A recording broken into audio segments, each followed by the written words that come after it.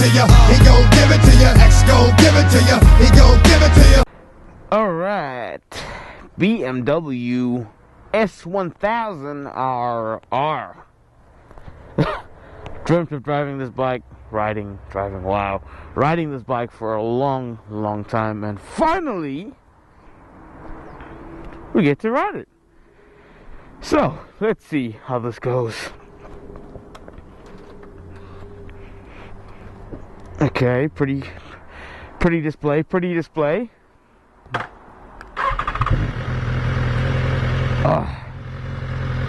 All right, roll the tape.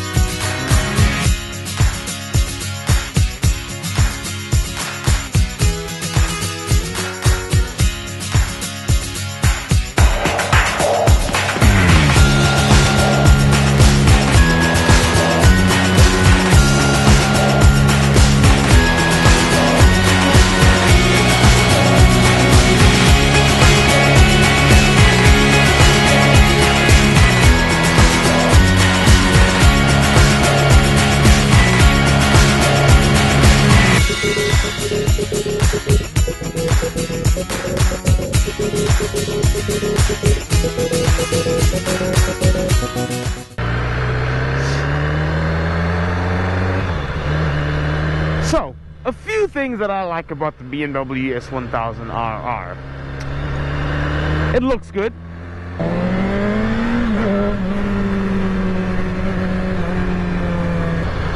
It feels good.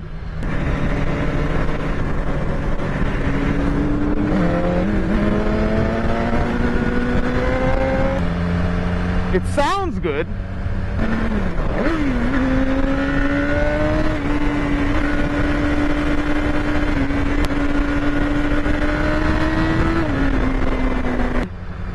And it goes all right.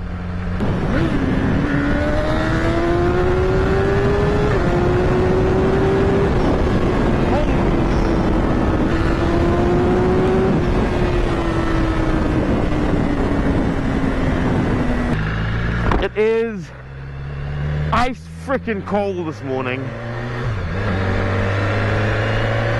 and it's no good, especially when you don't have a pinlock visor and it just gets so foggy and misty. It's freaking ridiculous, but hey, I'm going to get some gas for the motorcycle. Oh, my eyes are just getting so cold because the visor's open, because if I close it, it gets misty as hell.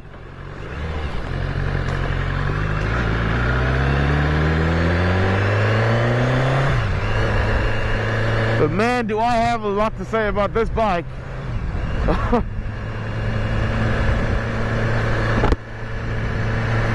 An absolute pleasure to ride, an unbelievable amount of power. A bike that has every single thing you could ever ask for in a motorcycle. And that's no exaggeration. You know, as a rider, you look for a bike that, you know, you always wonder, will there ever be a motorcycle out there that, I'll be back.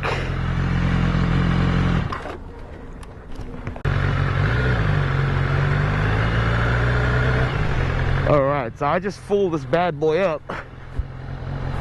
from absolutely empty with the reserve tank nearly empty, and it took 16.2 liters. So it's a fairly big tank. And yeah, so we're gonna go on a bit of a longer ride now and see how this thing fares up. on the road. But before that, we're gonna do a bit of city riding. Well, not like actual city center riding. More along the lines of suburban roads, smaller roads. It's got different modes, obviously, as you do. And I'm currently just in rain mode because on the way home last night, I got on reserve when I was quite a far way away from a gas station. And I put it on rain mode, and rain mode did seem to make things a bit more economical. Not a whole lot more, but that was just what the bike told me about my range. And yeah, that's such a cool feature where it tells you how many kilometers you've got left. I find that amazing. The modes itself. So rain mode it's so rideable. Rain mode turns the bike into a 600 from what I know. Not as choppy as the R6, not as fierce. This is in rain mode. It's got rain, sport, race, and slick. Trust me when I say, you never ever have to put the bike into slick mode, ever. Slick mode is just, it's insane.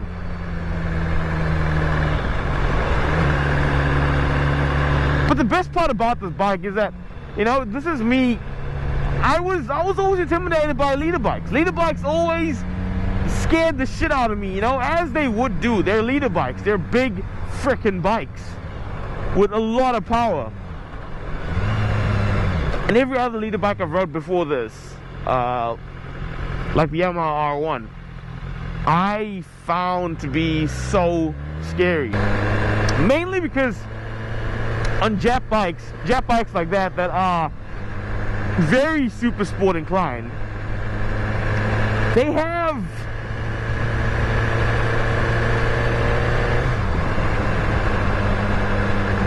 very, very choppy throttles. You know, it's either on or off, which is fine. I mean, you don't buy a sport bike for Sunday cruises, you know, to just cruise up the road and stuff. You don't. They're sport bikes. There's nothing wrong with that.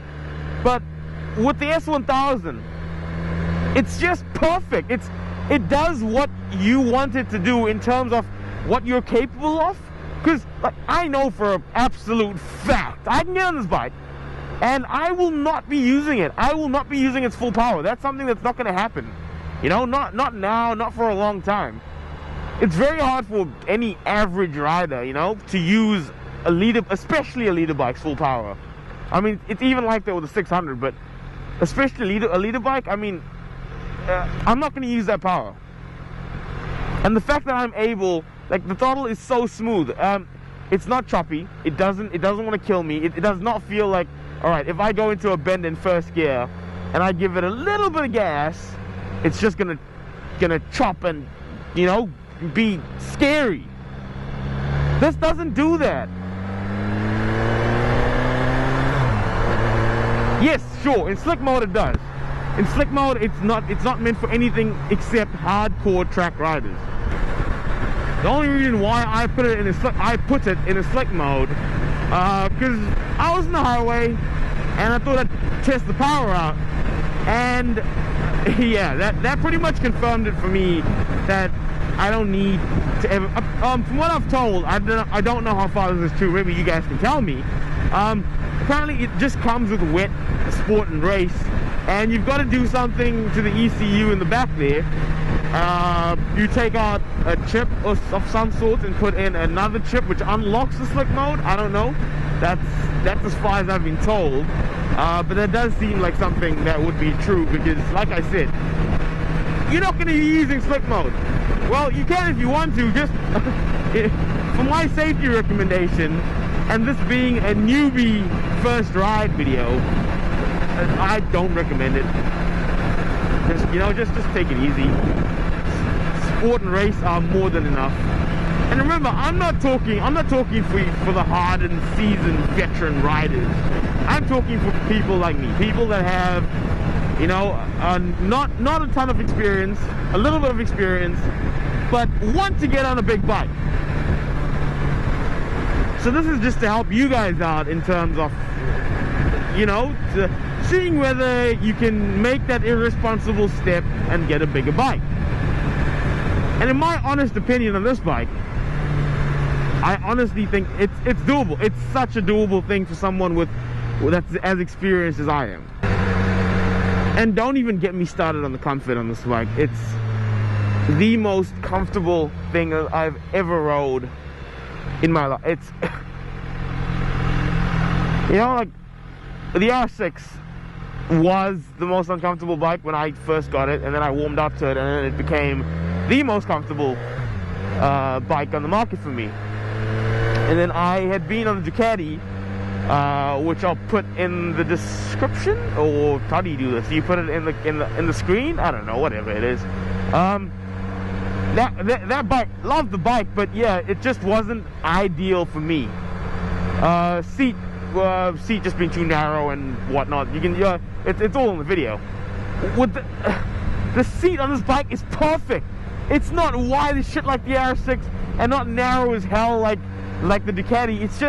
It's the perfect bike. The handlebars aren't way down low, or maybe they are, but the seat's just low. The seat's not high, but it's not that low either. I just feel like this bike is an amazing commuter. It's so commutable, if that's even a word. I can commute on my S1000. Well, not my S1000, I wish. In my frickin' dreams! But this is a dream bike of so many people, me included.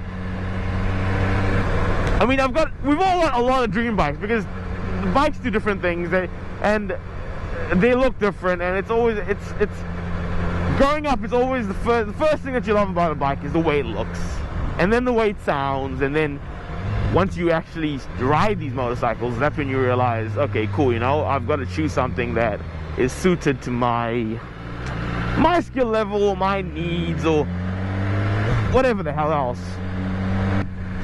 The craziest thing about rain mode, in my opinion, is that it senses the angle that you're leaning at, and dependent on how much you're putting into the throttle, it cuts the throttle. It doesn't cut the throttle. It just slows down it slows your bike down. Because, I mean, for obvious reasons. I mean, leaning a lot and accelerating a lot, blah blah blah, wheel spinning out and death, you know. But this bike senses it and cuts your throttle enough to be able to stay stable on a wet road, and I find that incredible. And if you've watched my Ducati video, you would notice how much I love the quick shifter. The quick shifter to me was unbelievable, and this quick shifter is like twice or 3 times as good as that. The other cool thing about this bike is that in 6th gear on the highway, I have to constantly pull in the clutch and shift up, thinking it's at a lower gear. But I look down and it says 6th gear, and it's hard to fathom because it's got so much freaking power, man. Like, yeah, I mean, that's the deal with any super sport. It's really cool when you're on the highway and you're in 6th gear and you can just overtake or whatever without an issue at all. But this bike especially, I've been on the highway now for about 20-ish minutes, and I've probably tried to shift into 7th gear about 10 times at least. It's just like, look, it's 6th, it's all the way down in the ribs, and then it's unbelievable. It's so powerful.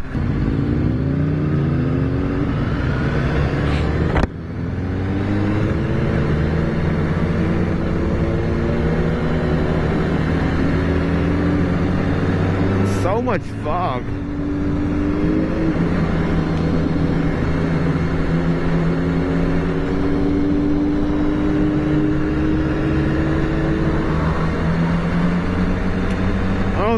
painting the bridge. Paint that goddamn bridge. Alright, back on the road.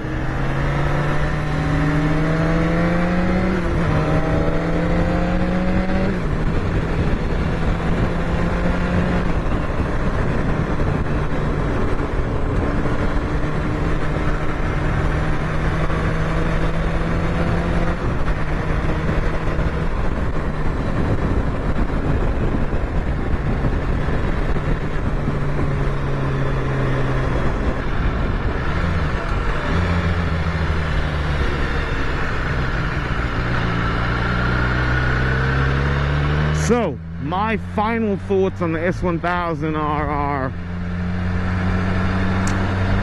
There's not a lot of bad that I can say about this bike because I haven't experienced anything that I would consider a negative thing.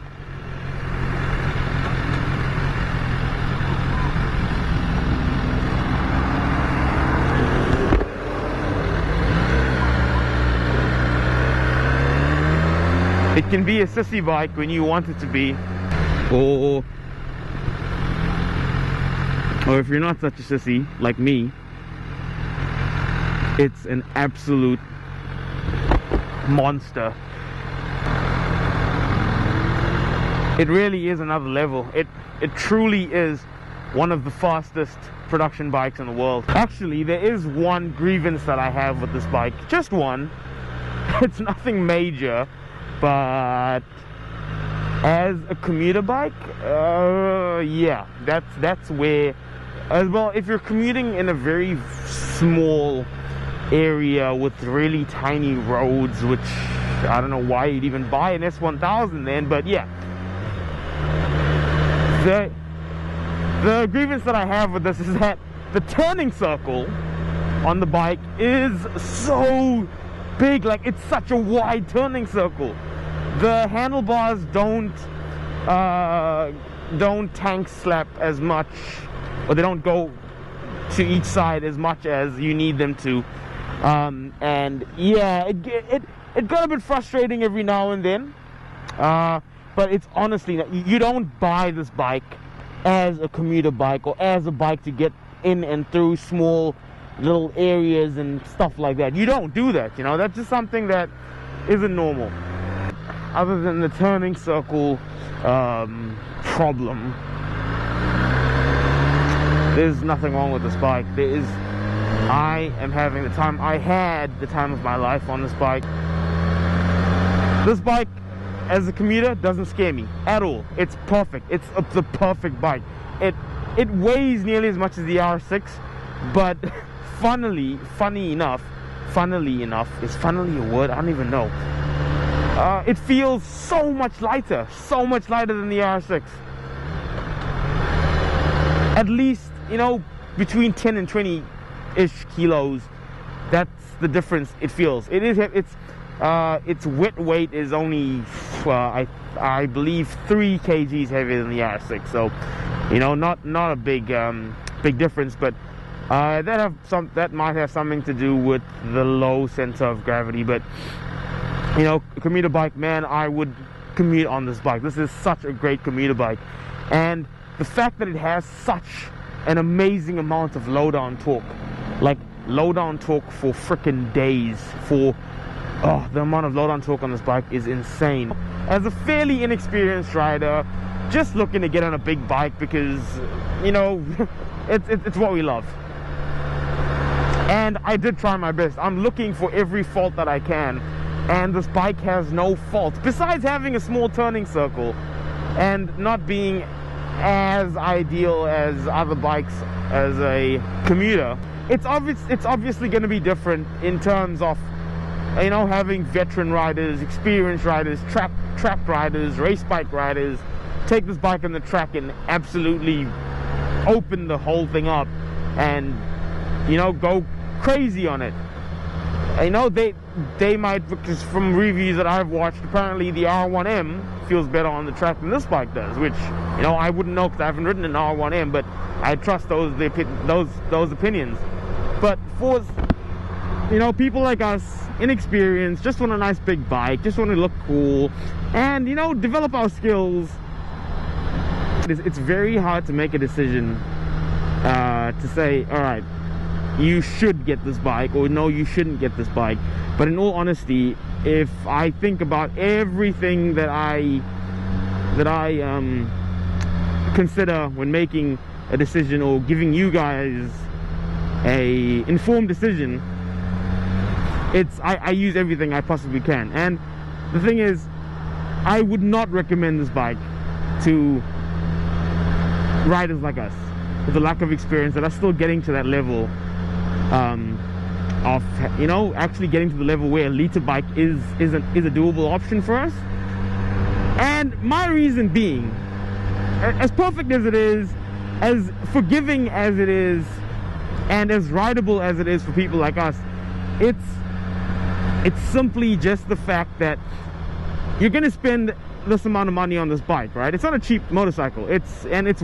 Believe me when I say it's worth every cent you spend on it, whether it's brand new or whatever. You're not gonna spend $20,000, $15,000, however much you pay for it, in whichever country you're in. You're not going to spend that amount of money and ride it like a 250 or a 400 or 300 or 600 even. You know, you're not going to do that. That's just not something that you would do. You know, you've paid for it. You deserve to use it, and you will. I mean, who wouldn't? I would.